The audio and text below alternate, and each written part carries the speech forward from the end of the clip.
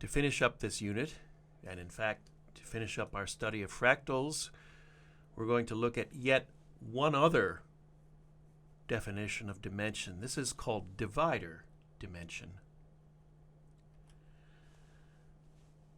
The one we've already looked at is similarity dimension, but there is a limitation to that. The concept of similarity dimension only works when you have objects with exact self-similarity. Because remember, what you're looking at is how many copies you need to put together of a small one to get a big one. You can't do that unless you have exact self-similarity. But there are other notions of dimension that can be applied more broadly. There are more than we're actually going to learn in our brief study. We learned about similarity dimension, and the only other one we're going to learn is divider dimension, and that's what this lecture is about. We're going to learn here about divider dimension, as I've said, and it's a notion that applies to objects that seem to be like curves. If they're not exactly curves, they seem reasonably close to curves, as you'll see. And the example I want to apply it to today is the Koch snowflake curve. There it is. Now, remember, in the construction of the Koch snowflake curve, we started with a triangle. You can actually still see that triangle in the picture. And the reason you see that triangle is not that I've gone back to the beginning of the construction, but I'm imagining that I have a ruler, and I'm trying to figure out, well, how long is the Koch curve? How long is this Koch snowflake curve? And I'm using a ruler that just happens to have the length of the original triangle. I'm going to call that the 1 unit ruler. Our basic unit is the length of the triangle that starts off the construction. Now, the ruler is quite rigid. You can't bend it. You can't follow along. You can just measure from one place to another. So if I use this 1 unit ruler, it really is quite insensitive to all the bumps and irregularities in the curve. And as you can see, I just put it down 3 times to measure how long the Koch curve is, and that's all I get. I get a total of 3 units, okay? So according to this measurement, the length is 3 units. But I could try doing the same thing using a shorter ruler. Suppose I take now a 1/3 unit ruler. So I mean it's 1/3 the length of the original ruler. Well, you might think, okay, so I just lay it down as before. I should be able to lay it down 9 times now, but that's not true. Because you see, since it's a shorter ruler, as I put it down, I can more carefully follow the irregularities in the Koch curve. Not entirely, but at least I see more, so to speak, than when I was using just the 1 unit ruler. So in fact, I can lay down the ruler 12 times. Now, it was a 1/3 length ruler, 1/3 unit long, but I laid it down 12 times. So when I multiply here, I don't get 3, I get 4, a total length of 4 units.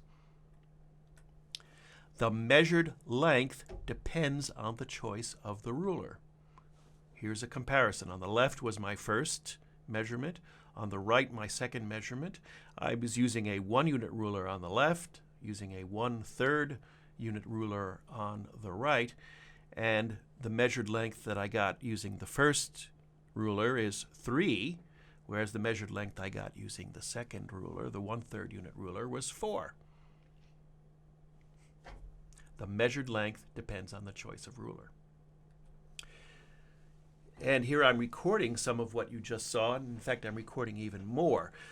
The columns that begin with 1 and 1/3 are the ones we've already seen. So if you use a ruler whose length is 1, then you lay the ruler down 3 times. That's the number of ruler lengths. So the measured length is 1 times 3, or 3. But if you use the shorter ruler of length 1/3, then we were able to lay it down 12 times, and the measured length is 4. Now, if you try that with an even shorter ruler, a ruler of length 1/9, it turns out you can lay it down 48 times. You might want to go back. In fact, let's go back a little bit and see how that might happen. Well, you see, when you lay down this even shorter ruler, then where you laid down the 1/3 unit ruler, you can lay down the 1/9 unit ruler 4 times. Do you see that? Can you picture that? Where you see one of those 1/3 unit rulers, you can put down the 1/9 unit ruler 4 times rather than 3 times. So if you think carefully about what you're doing here, you'll discover you can actually put that ruler down 48 times as you measure around the Koch curve. When you now multiply 1/9 by 48, you get 16/3, 5 1/3, even more. In fact, each time you make the ruler shorter, you're going to get a longer measured length for the curve. I show you one other possibility. Let's take a ruler of length 1/27. It turns out you can put it down 192 times, and you'll get a measured length of 64/9, which is more than 7. Now note that the sequence that we're getting at the bottom of the measured length is not approaching a limit. It's actually growing without bound. Let me say, in fact, it's a geometric sequence. It's always growing by the factor of 4/3. So this sequence does not approach a limit. It grows without bound. So from that we can conclude that the Koch curve doesn't have a finite length. But we can say even more. Using our measured lengths, we can compute the divider dimension. Now, it's going to be a sort of complicated formula and maybe a little bit hard to explicate, but we won't really worry about all that. The point is, this is a number that we can use from our measurements, and it would be equal to 1 if we really had a curve of finite length. Here's how it goes. It's kind of complicated, I agree. Pick any two columns of the table. Now, I'm going to pick the column starting with a 1 and the very rightmost column. It starts with 1/27. It doesn't really matter. Just pick two columns of the table. We're also going to ignore the middle row. So the 4 quantities we're interested in are the ones that are labeled now. There's A1, A2, B1, and B2. Just mark them. And now, using those labeled quantities, compute this crazy expression down below. So 1 minus a fraction, and the fraction is obtained as indicated. You have to take logarithms of all 4 quantities and then subtract and divide as indicated. So it looks kind of, whoa, okay, what is this about? Well, this is a way of calculating how fractally, how convoluted the thing is. If you do that for the Koch curve, you're going to get a number about 1.26. That is to say, the Koch curve is so fractured and irregular that it's not really a curve at all. It's rather an object of some dimension larger than 1. Quite smaller than 2, but larger than 1. It's about 1.26. All right. We can also apply this to naturally occurring fractals. That's what's really so cute about this. So I'm going to give you a rather elaborate exercise, and it stretches over several weeks of the course. You've already started on it, I think, and you're probably in the middle of it, and eventually you're going to finish it. But what you're going to do is you're going to apply this idea of divider dimension to figuring out something about the coastline of the main island of Japan, Honshu.